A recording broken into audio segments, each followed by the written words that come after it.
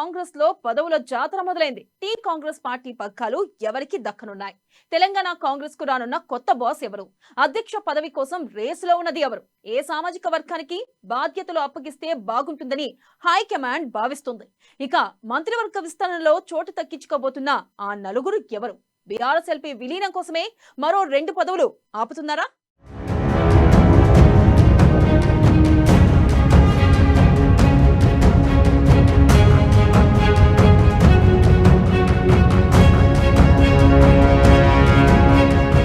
తెలంగాణ కాంగ్రెస్ లో పదవుల జాతర.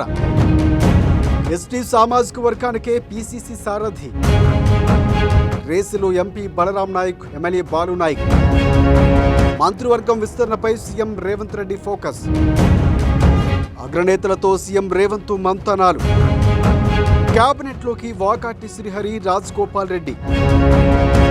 ఆకర్షణ నేతలకు 2 మంత్రి పదవులు. బీఆర్ఎస్ ఎల్పీ విలీనం దిశగా రేవంత్ రెడ్డి అడుగులు.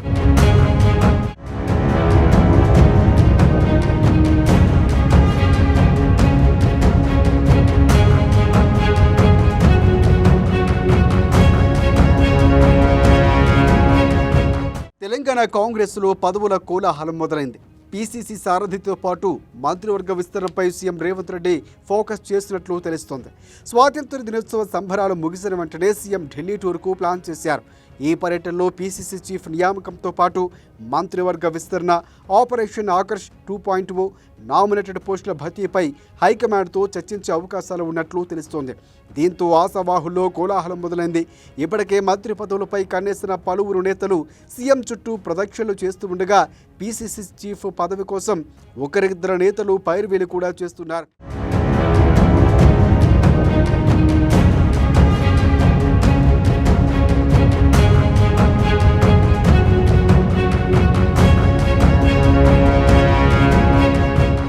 డిసెంబర్లో ముఖ్యమంత్రిగా ప్రమాణం చేసిన వెంటనే పీసీసీ చీఫ్గా వేరొకరు నియమించాలని భావించారు రేవంత్ రెడ్డి. అయితే పార్లమెంట్ ఎన్నికల్లో దృష్టిలో పెట్టుకుని రేవంత్ రెడ్డినే కొనసాగాలని కోరింది హైకమాండ్. ఇప్పుడు ఎన్నికలు ముగియడం, రాజకీయంగా పెద్దగా హడావిడి లేకపోవడంతో పూర్తిగా పాలనా వ్యవహారాలపై ఫోకస్ చేయాలని భావిస్తున్న సీఎం పీసీసీ బాధ్యతలు వేరొకరికి అప్పగించాలని నిర్ణయించినట్లు సమాచారం. అయితే ఈ పదవి కోసం కాంగ్రెస్లో చాలామంది సీనియర్లే తీవ్రంగా పోటీ పడుతున్నారు. ప్రస్తుతం పీసీసీ వర్కింగ్ ప్రెసిడెంట్గా పనిచేస్తున్న మహేష్ కుమార్ గౌడ్తో పాటు మాజీ ఎంపీ మధుయాష్కి బీసీ కోటాలో పీసీసీ చీఫ్ పదవిని ఆశిస్తున్నారు. అయితే పార్టీ హైకమాండ్ మాత్రం ఎస్టీలకు అవకాశం ఇవ్వాలని ప్రతిపాదిస్తూ ఉండడం ప్రచారం జరుగుతోంది. ఎస్టీలకే పీసీసీ అధ్యక్షుడిని చేయాలని మహబూబ్నగర్ ఎంపీ బలరాం నాయక్, దేవరకొండ ఎమ్మెల్యే బాలు నాయక్ పేర్లు పరిశీలించే అవకాశం ఉందని అంటున్నారు. బాలు నాయక్ మంత్రి పదవిని ఆశిస్తున్నారు. కానీ ఆయన్ను డిప్యూటీ స్పీకర్ చేయాలని సీఎం రేవంత్ రెడ్డి ఆలోచన చేస్తున్నట్లు తెలుస్తోంది.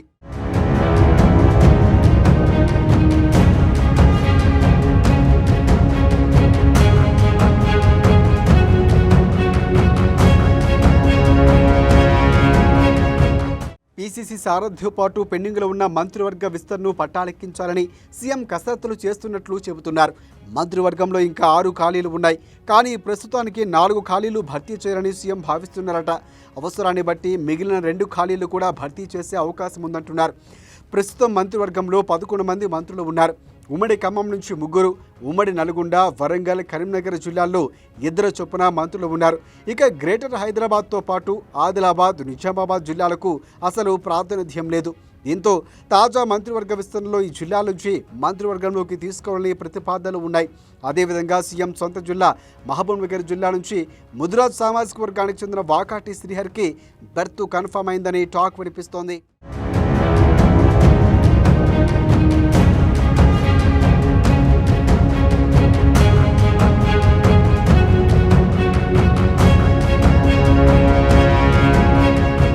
ఇక ముదిరాజుల మంత్రివర్గంలోకి తీసుకుంటామని ఎన్నికల సందర్భంగా సీఎం రేవంత్ రెడ్డి హామీ ఇచ్చారు.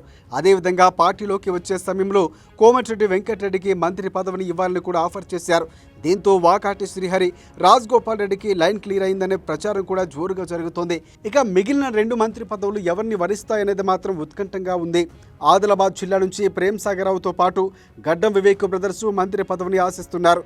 వెలమ సామాజిక వర్గానికి చెందిన ప్రేమ్ సాగర్రావుకు పదవిపై తర్జన భర్జన సాగుతున్నట్లు తెలుస్తోంది.